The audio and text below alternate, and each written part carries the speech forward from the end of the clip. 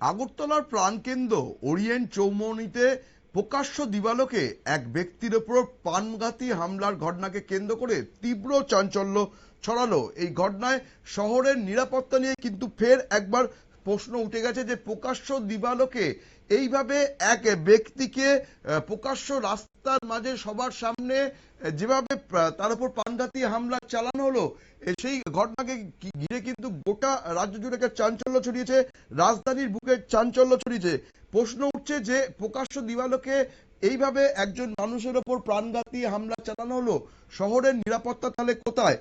পাশাপাশি এখনো পর্যন্ত কিন্তু এই ঘটনার কারণ জানা যায়নি, কেন এই ধরনের প্রাণঘাতী হামলা হলো। কিন্তু অভিযোগ স্থানীয় মানুষদের, প্রত্যক্ষদর্শীরা যেটা অভিযোগ করছে যে এই হামলার খবর পাওয়ার পরে কিন্তু যে জখম ব্যক্তি, তিনি কিন্তু প্রায় 15 মিনিট রাস্তার উপর পড়ে ছটফট করেন।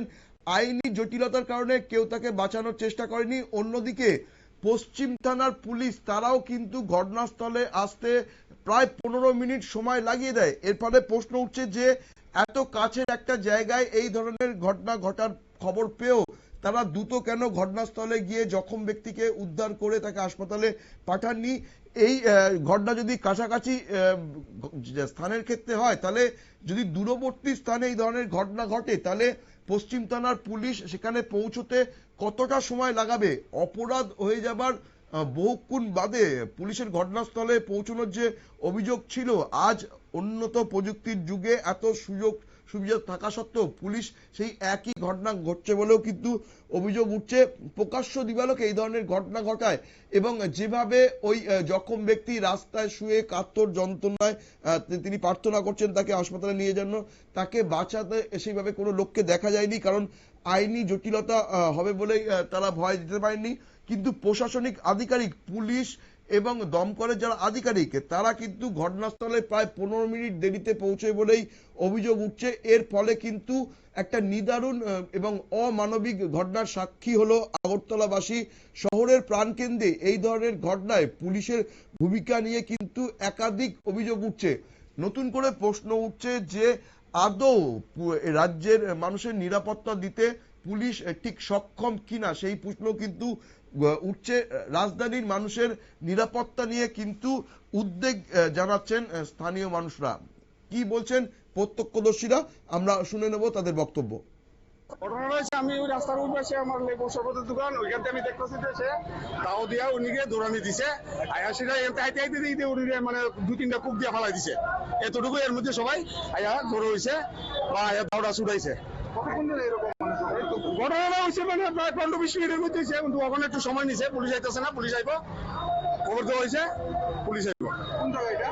এটা লোক আমরা চাইছে ওরিয়েন্ট চৌমুহনী, ওরিয়েন্ট চৌমুহনী শকুন্তলা ঢুকতে ওরিয়েন্ট চৌমুহনী। তারা কি করে এমনি তো জানি না তারা কি করে। ওই হেরে দিয়ে অনেক সময় সাইকেল মেকানিক্স, এখানে সাইকেল ঠিকঠাক করে সাইকেলের দোকানের সামনে। আর এই ভদ্রলোককে চিনি না।